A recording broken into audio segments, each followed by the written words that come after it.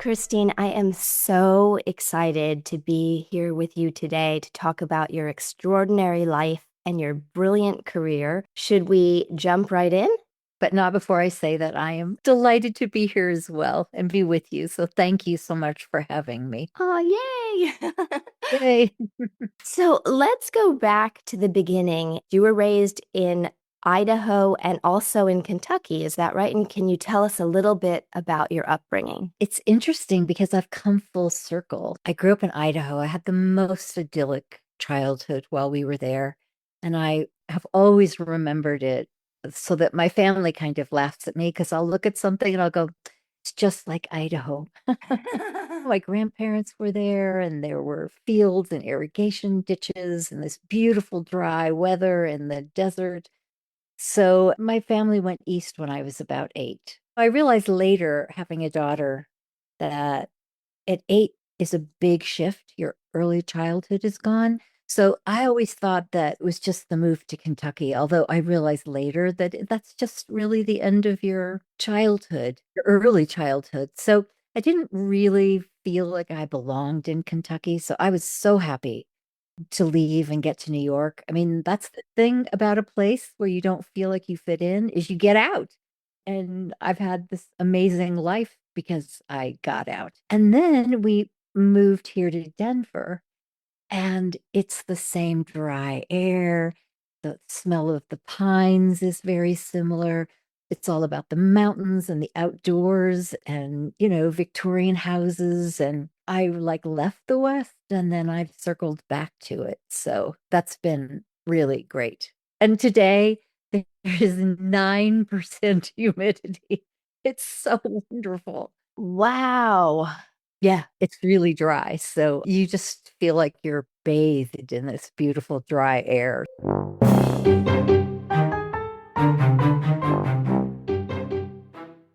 Grave Robbers from Outer Space card game is the game where you create your own B-movie and have a blast doing it. I love my movie's title this round. The House of the Vampire Goddess and the Annihilation of the Naughty Minion. Since I'm not your minion, I like it too. Alright, my cute vampire girl attacks your aged vampire hunter. Time to make him a ghoul to serve me! Diamonds are a ghoul's best friend. Come on, Drew. You always drag out your turn. I'll discard his sharp stake, but your cute vampire girl is now dust. Not so fast. I play Hiss and Flee, so she's safely back in my hand. Fair move. Secretly happy the vamp is okay. How many characters do you have left?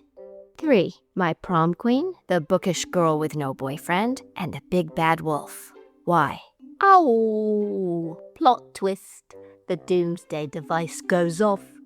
Everyone dies. It's really weird, Drew. You always seem to get that one. I did say. Annihilation of the naughty minion. I'm not your minion. 1, 2, 3, 4. And guess what? What? I win. Again. The link so you can see how to play the game and get your own sets of cards is graverobbersgame.com. The 10% discount code for our listeners is Re-Vamped. All one word, small case, no dash as our title has. Just Re-Vamped for 10% off at graverobbersgame.com. You have said that your parents divorced when you were 12. How did you navigate that? That also is a difficult age to go through that. It was particularly when I went through it. It was very stigmatized, and I knew that my mother was stigmatized by it and that my brother and I were stigmatized by it. Not that divorce is ever an easy thing, but it was really hard back then because it wasn't socially acceptable.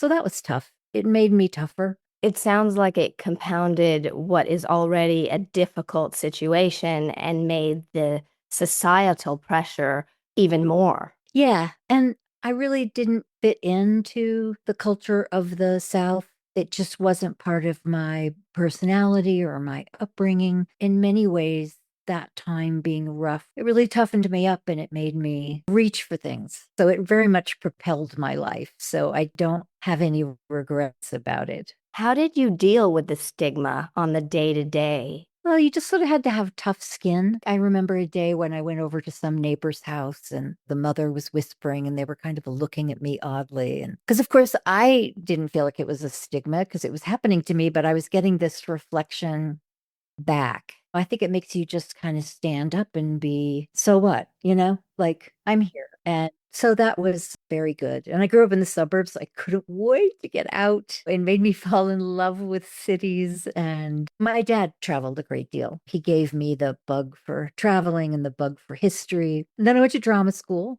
in London. And that was a wonderful experience. And then moved to New York. And how was that going to drama school in London? Did you feel like you had this awakening getting to go there? And was it your people? Oh, it was. It was. And I went to a small drama school that at that time was only several years old. And we had Canadians and American and Brits. It was wonderful. My father had taken me to London when I was 15, and I always wanted to go back. And we went to the theater all the time. Had a good friend who would like always organize our tickets and we'd go to the theater. It was really a magical time. I saw some amazing actors. That was an amazing education in itself. It was the first city that I really lived in, and it was a very exciting place. And then when I moved to New York, this was all happening in the 70s. So it was a very specific time period in history. New York was kind of at its bottom and this really seedy place. Oh. Yeah. And then I swung into the 80s and was there all through the 80s, which was an amazing time to be in New York. Let me go back a little bit. So were you living with your mother only? How much did you get to see your father? You said he traveled a lot and gave you that bug to travel, but what was your sort of day to day in terms of seeing your parents? I lived with my mother. In those days, they didn't do the split. It was just sort of accepted that you would be with your mother. So I would see my father on weekends. He'd take my brother and I to Howard Johnson's for breakfast until we fought the whole time. And then he separated and took us separately.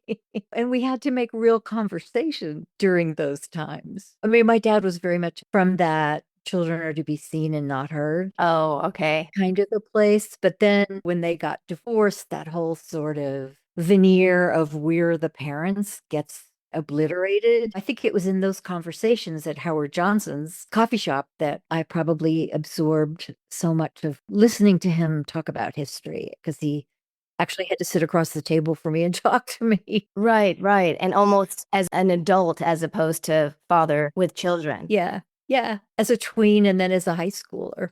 And what about your brother? So you guys fought, but did you also take on a bit of a maternal role to him, watch out for him because you were older than him, or how did that play out? No, we had very different interests.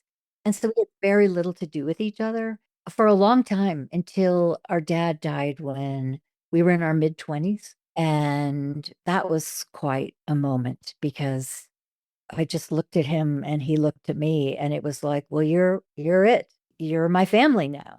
So we've worked really hard from that point in our mid-20s to bridge our differences. And we have a really good relationship. Really grateful for that. I was in New York during the AIDS crisis. People were just dying left and right. And so many families had abandoned them. And they created their whole own families, their own caregivers. And I never forgot that lesson that family is who you choose it to be. Yeah. I feel that way about my friends. I feel really, really fortunate. I have so many good friends and we're close and we've taken each other through all kinds of events in our lives. And I'm one of the youngest of them. So they stretch up until their upper 80s. And we've spent a life together, and that's so amazing. That is incredible. Yeah. And we've been getting together on Zoom since COVID. Uh-huh. The second week of the lockdown, we went on Zoom. We've met every Saturday morning for 6 years. That's wonderful. Yeah, friends can be family. There's no question. I feel the same way in terms of my chosen family with friends and with Dev.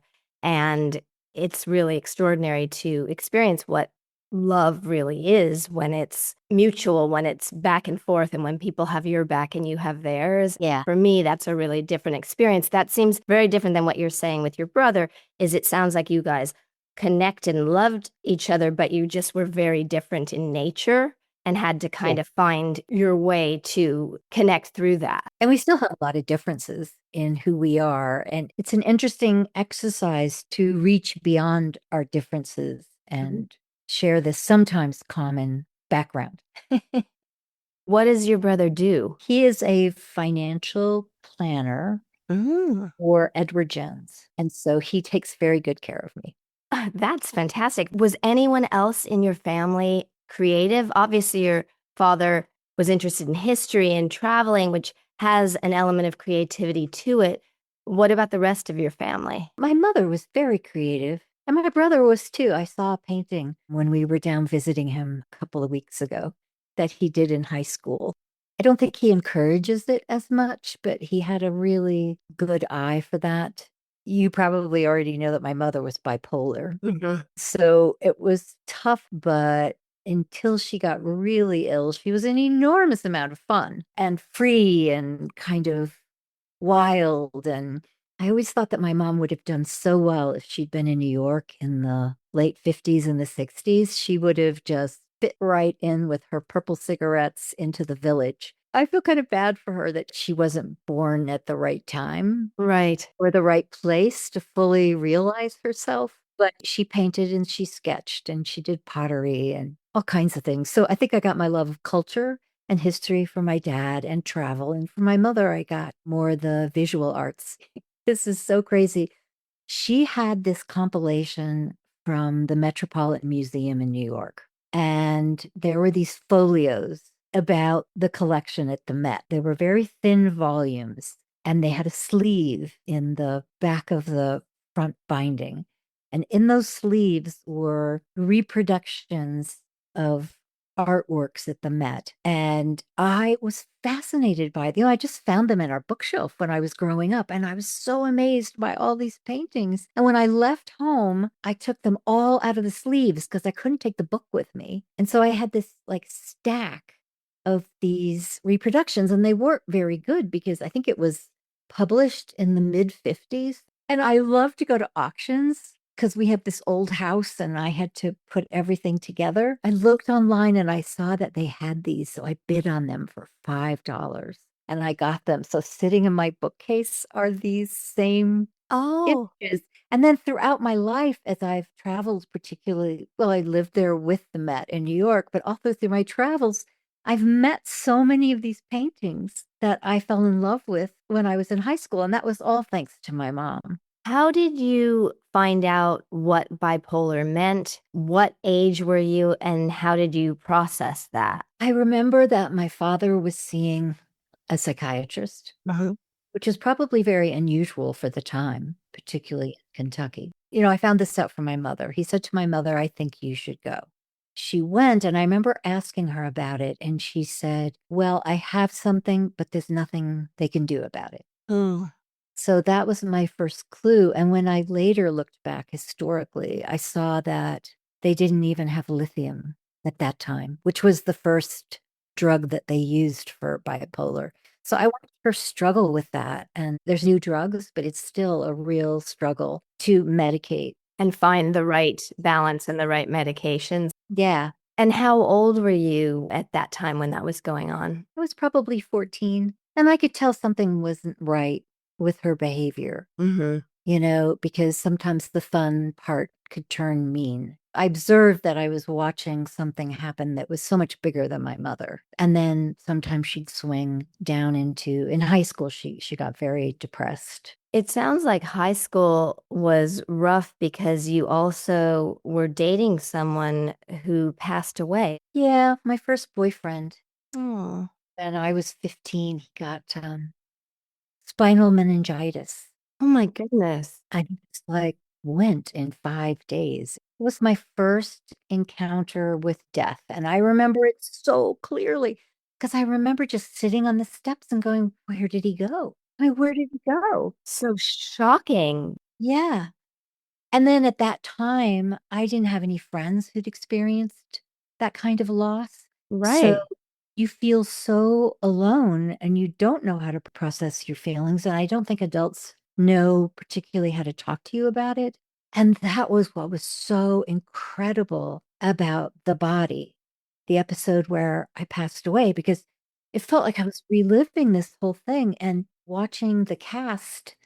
The dialogue that had been written was so much my, Your own head was going through when you went through it at 15. yeah. And Willow's frantically going through the closet going, what do I wear? I don't know what to wear. And I had that same thing. I was like, what do I wear to a funeral? I had no idea. No idea. So that episode was really amazing for me because I felt like I so captured that journey as a young person. And it's so different as you get older. It's like anything. When you don't have any experience with it, you don't know what to do. So I thought that was an unbelievable episode. I know from going to cons how much it meant to so many people. It's kind of like a guidebook Yes. to all these feelings that you don't know what to do with. You have such a sense of calm that you exude and strength. Oh, thank you. Is that intrinsically just who you are? Or did you have to struggle to find, with all of what you're describing, it seems like it would be hard to find that ground under you. And yet it seems that you've always been so self-possessed. Is that observation correct or not correct? Well, I wouldn't want to think back too far because I was pretty lost in my 20s, I would say. But I played a lot of mothers in commercials when I first started working, and I really liked it. I liked being this mother who knew everything about what to eat and what diapers to put on your baby. I was like, oh, I like this role.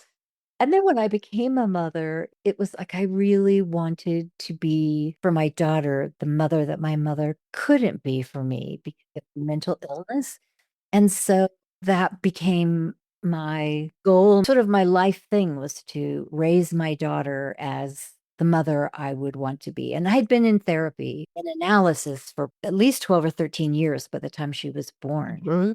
And it was funny because it's like I felt in therapy that I got remothered so that when I went to become a mother, it was the therapist's voice that came out of me. Oh, instead of your own mother's voice, which wasn't necessarily the Right. most stable guide. That's incredible. It was amazing. You know, as I got older, I realized all the ways that my mother loved me in a very quiet way. She let me go. She would have loved to have had me live next door. She said to me one day, you know, I always knew you were a wanderer. And so she let me go when all she wanted was to hold on to me. Yeah, which is huge. A really powerful love to let your child be who they are.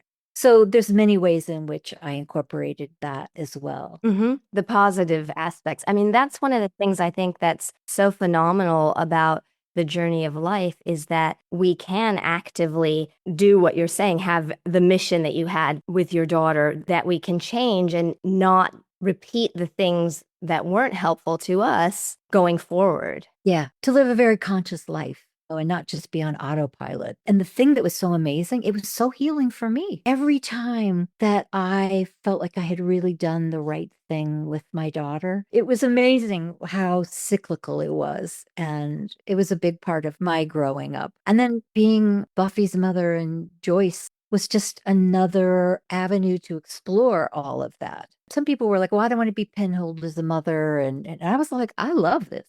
This works for me.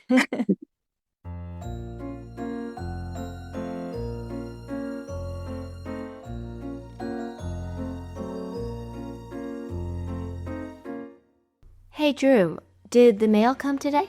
I'm expecting a package from my friend Alex at Magic Oil Box. He's sending me the Chosen Roller Blend. It's to give me strength, clarity, and legacy. He says it'll give me spiritual grounding and emotional clarity. I don't like this at all. How dare this Alex interfere with the perfect balance of our relationship, giving you ideas above your station? This could be very damaging for you as a minion. I'm not a minion, and I think it's to develop my inner slayer. I need to use it when I meditate. It'll help me reclaim my power. Outrageous. I'll have to pay a visit to this unruly young man. Wait, he has other blends you may approve of. Batty Baron, Carry Hand Sanitizer, Bloody Vanity Roller Blend. He's a big fan of yours. He says you have the best ideas. I think there might be hope for the scallywag. Mistakes can occur after all. Even I, and I don't want to shock you, may have, in extremely rare moments, potentially been less than perfect. Maybe. Almost. I'm impressed. You're sharing the more human side of yourself. Let's not get carried away, dear simple minion. So, the link is themagicoilbox.com. You can find the chosen one yourself on the website, or the direct link is themagicoilbox.com/products/the-chosen-BTVS. Every Slayer deserves a little ritual power boost. Do you not think you should create a special blend for me? I guess. Hey, Drew, what's that lovely smell? Is that my new chosen roller blend? So nice of Alex to send it to me. Hey. When you were in high school, is it true that you went with a friend as company for their audition, but then you ended up auditioning? Yes, my friend Gretchen, who I still am in touch with. And is Gretchen an actress or no? She got to New York before I did, and she went to this university, I've forgotten the name of it, out on Long Island. And she became a clown. Oh, amazing. Yeah. And she did all this kind of media dell'arte stuff. Oh, yeah, commedia dell'arte. Yeah, so very physical, right? Very, very physical. And she did that for her life. She did it in New York, and then she had a child, and they moved out, and she and her husband did that as a duo. But then she retired. And then did you get the role that you went to audition for at that time? Yes, it was for the musical Brigadoon. Oh, and yes, I think I was Meg, and she was, I don't know, the lead Fiona or something like that. So yeah, that was my first play. And was that where you think you got the bug to become a performer? Absolutely. It was a comedy role, and I really can't sing, but I'm not terrible, but I'm not great. So the end of my first song, the audience cheered, and I was like, oh my gosh. Oh, this is good. Yeah. Wow. And I was a very anxious, shy person. Mm-hmm. That sense of being somebody else, and that other person that you are representing has more freedom than you do. And so you find that freedom in yourself. So it felt liberating. Yeah. What movie or TV show did you see as a kid that made you fall in love with storytelling? My parents didn't take me to the movies, and we watched very little television. What about a book? Was there a book that ignited your imagination? Yeah, King Arthur. And what do you think it was about King Arthur? I don't know. It was so much bigger than life. It was about love. It was about politics. It was about war. It was about peace. It was just so epic. I remember being just transfixed, and I was a big reader. My father read it to me when I was like 6. Oh, No, it wasn't totally appropriate for right. 6, but I remember just being fascinated by it. And I think it turned me into a really big reader. What was your first professional acting role when you came back from London? Is that where you first got your gig of working? Yes. Gosh, that was so long ago. I think I did a children's theater troupe at the Wayfarer Theater somewhere in Virginia. And what was your favorite role that you ever did in the theater? Oh, boy. I would say Lena, I'm not going to be able to pronounce her name. Lena Schwatsky? I that's not right. I used to be able to pronounce it, but I think she's a character from a Shaw play, and she's a pilot, and she just kind of stumbles into this scene, and she has a foreign accent, and she's very curt and very much a feminist. And I really enjoyed playing that. It wasn't a usual typical role for me, but the repertory theater. And so we were actually in rep. And it's not a huge part, but I just had so much fun. Lena Shepanovsky, as I believe. Ah, what accent was it? Oh, I don't remember. It just had to be vaguely Eastern European, Right, right. right? In a small community theater in a town of 150 people, there was nobody really watching. So But it sounds delicious. It sounds like you really had fun and could roll your sleeves up. it was great. I always like character parts Mm-hmm. more than leads. What was the worst production you were ever in? Well, this is a little off, but it was the worst production I was ever in. This is so unlike me. I can't believe to this day that I did it. But I was understudying in a play off Broadway about Frankenstein. It was about Mary Shelley and the writing of Frankenstein. And I was the understudy, and I never learned my lines. I know. I, I still just am like, what if I had to go on? I kept trying. Right. But it was just terrible and you just had a resistance to it. Yeah. And so it was like the true actor's nightmare because all I needed was one phone call and I was dead. Oh my gosh. Did you live in constant fear of that phone call or not? Yeah. Oh my gosh. Because you know that dream that we all have where you're on stage and you don't know the player and you don't know your lines, you don't know all of that stuff. You actually were potentially putting that into action. Yes. Yes. So that was crazy. I don't Yeah. know what that was about. I just don't think I had developed the skills yet to know how to memorize lines without a rehearsal. Yeah. That's where I got stuck. I didn't mean to not learn my lines. I just didn't. As a young actress, I know that you said that you found theater anxiety provoking. Mhm. What was it about that? Was it just not really your medium, or why do you think that was? Yeah, I don't think it was my medium because the moment that I started being in front of the camera, Mhm. I was like, oh, this is it. This is it. It felt so intimate.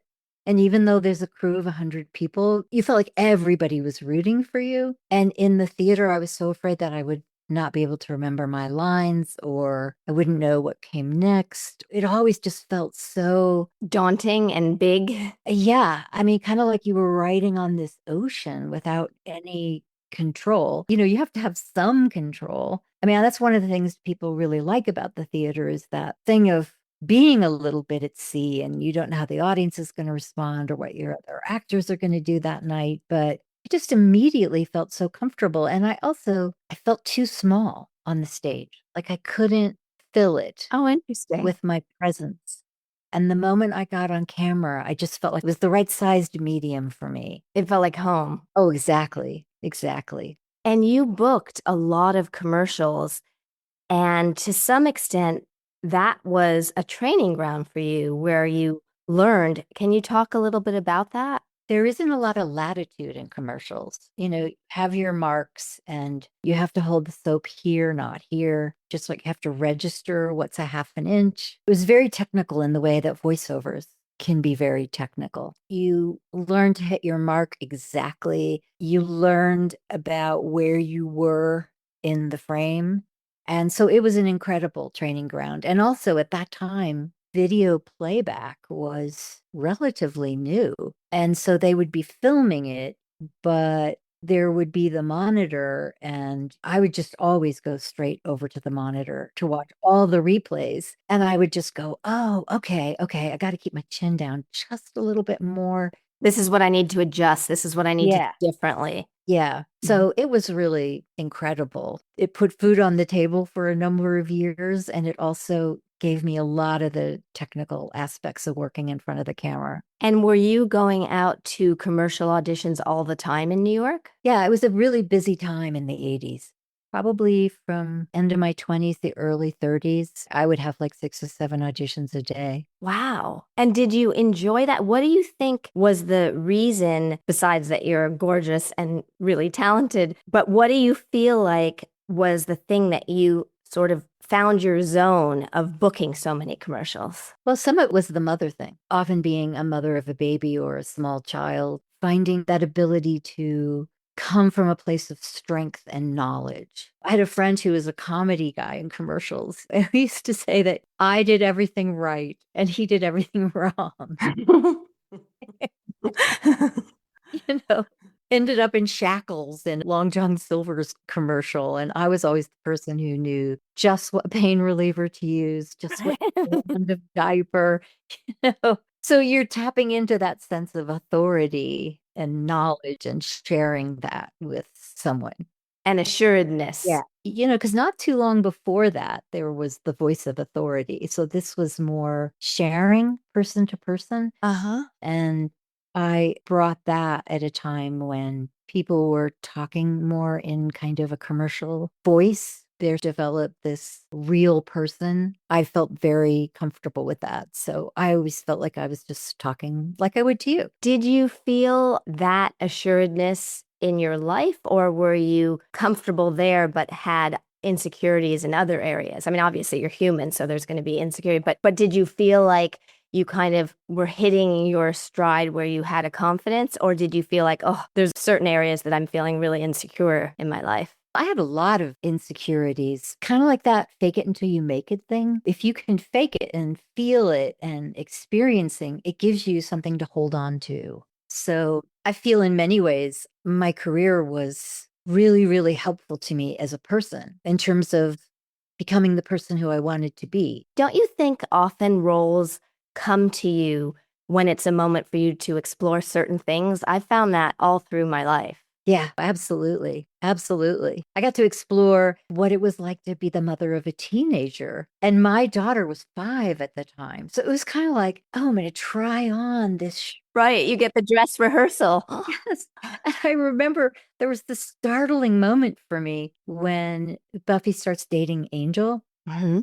And I come up the stairs at the end of a long day at work, and I'm halfway up the stairs when suddenly she comes out of the shadows and he comes out behind her. Yes. And I felt I got the whole feeling of, oh my God, my daughter is dating a man. Right. And I was so struck by it. And then I thought, this is going to happen to me in my life. And so I've had this moment where I can, little practice warm up for everything. I remember you saying also that you had that thought and then you thought, oh, and he's really handsome. I did. Oh my gosh. So, why did you change your name? Because your last name wasn't your given name. Did you have to do that because of SAG? Yeah, I was Kristine Young, and there was another Kristine Young who had her SAG card, but she was a model. And there were once or twice when my agent would call and they would think that they were talking about the other Kristine Youngs. Oh, And you can't have the same name as another person. right. Anyway, so I was going to have to change it. So And how did you pick Sutherland? I don't know. We would go out after acting classes and I would get everybody to try to come up with names. And, I really liked Kristine Sullivan. And then everybody, oh, you can't do that. Everybody will think you're Irish and you'll only get Irish parts to audition for. So eventually I came up with Sutherland. I know my grandmother had a friend whose last name was Sutherland. I had seen it somewhere. Like if you have a 2-syllable first name, then you either need a 1-syllable last name or a 3-syllable last name. It's like what to name the baby, right? You guys were doing all together. Yes. Oh my gosh. And so, what prompted you to move to Los Angeles? The first time I went out there, I was auditioning for pilots in New York, and I'd spent a number of years going back and forth. And I just decided that it was that time in my life where I should go out there and see what would happen. So I went. Was it a big adjustment? Yeah, it was. So different than New York as a city. So different, so different. And I didn't feel entirely comfortable being there. I felt much more myself in New York. We were there for 11 years and a lot of really good things happened in that time. My husband was on Mad About You. Our daughter was like 3 when we got there and middle school by the time we left. We had friends from her kindergarten, her elementary school that you just meet and, because your kids play together. And in fact, the parents of her best friend all through elementary school live here in Denver now. So here we are all these years later, and we live a mile from each other, and we go out to dinner once a week, and That's fantastic. the kids still know each other. Yeah, it's unbelievable. Because when you move to a new place, you don't get to bring your friends with you. So you don't have people around you. Like in New York, people that I know and have known for years, and some of them are in LA, but I don't have anything like that in Denver because I've only been here for 5 years. So that's been really, really an amazing kind of crazy circle of life. Was your first episodic job in Hot Pursuit? I think so. And what was that character like? It was Patrice Ivy. Yeah, she was a very self-assured artist. Again, the person I wanted to grow up to be. And I remember shooting on the beach, I think in Malibu. It was an exciting show. It was really early in it, and that was really fun. And then I did, oh my gosh, what is that show? Remington Steele? Yes, and that had been such a classic. Big show, right? It was a big, big show. Yeah, and they were really lovely. Pierce Brosnan. Yes. Before he became James Bond. Yes. And what was that experience like for you? Oh, they were so lovely. They were so lovely. Because, sometimes the leads, when you're going in and out on a weekly episode, it's like you're there for such a brief time. Yeah. From their point of view. It's always so wonderful when they go out of their way to make the guest stars feel comfortable. But it really helps a show because the guest stars often carry so much of what is happening in the show. And so I feel like when people come into a show, it's so important to welcome them because it makes everybody a team and working off each other, and it just makes the show so much better. Yeah, it's very true. It's very true. When you're watching the show, these people are bringing a lot. And so you want them to feel really comfortable so that they can bring their best self.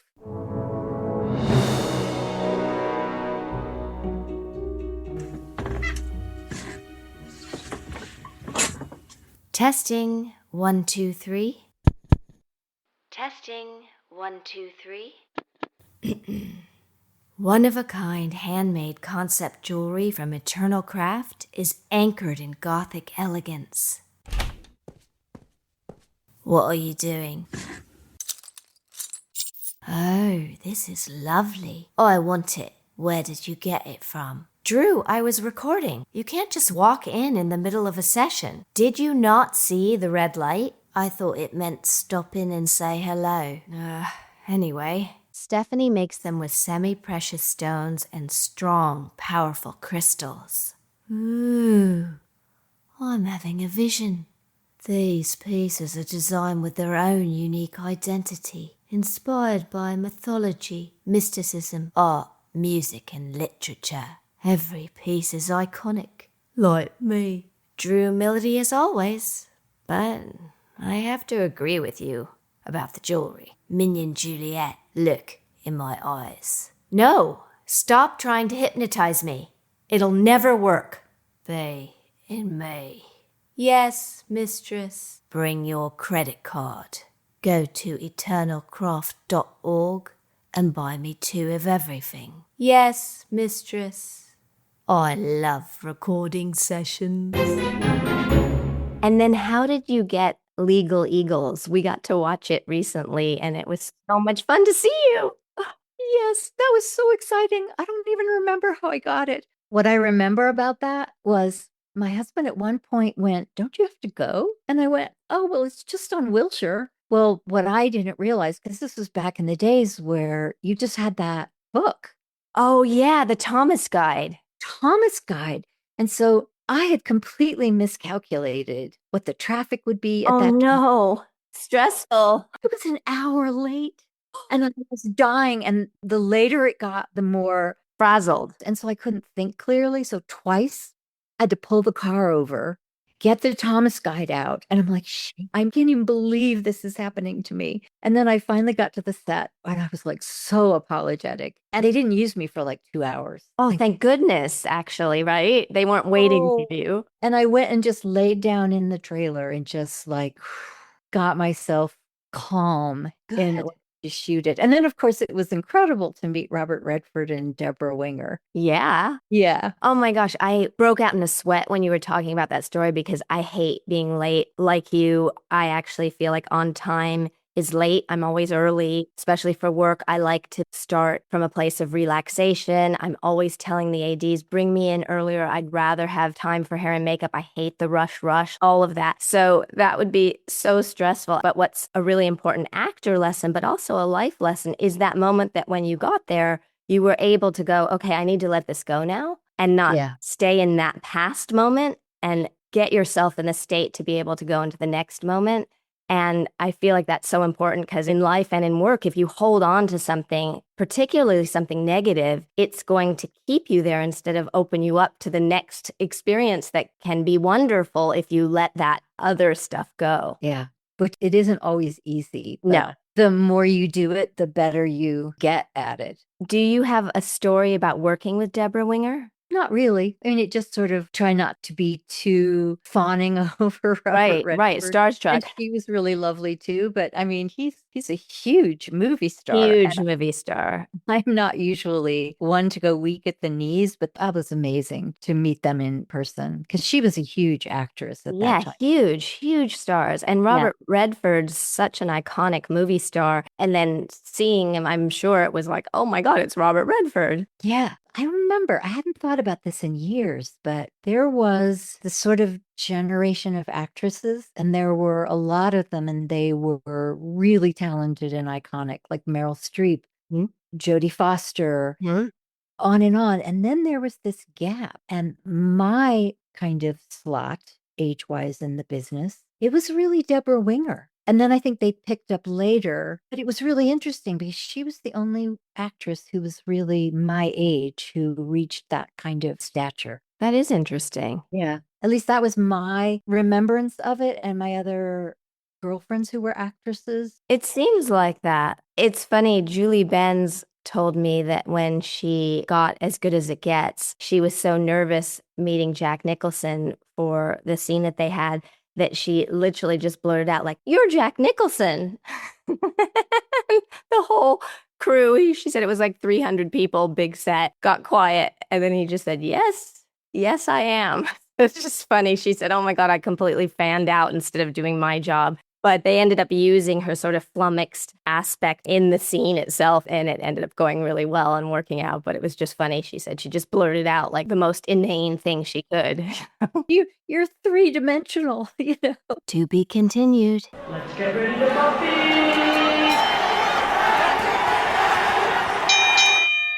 Vengeance Val was the victor in our first inaugural Battle of the Uber Buffy fans. If you would like to challenge her title and be considered as a contender for this season's battle, please email revampedpod@gmail.com.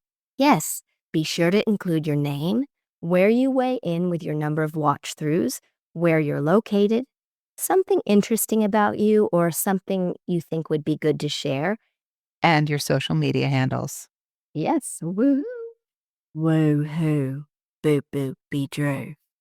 Revamptees, please correspond with me on our Patreon page, Revamped with Juliet Landau, on Twitter, @Juliet Landau, on Instagram, @Juliet_Landau, and on the Fans of Juliet Landau Facebook group, or Juliet Landau official Facebook page.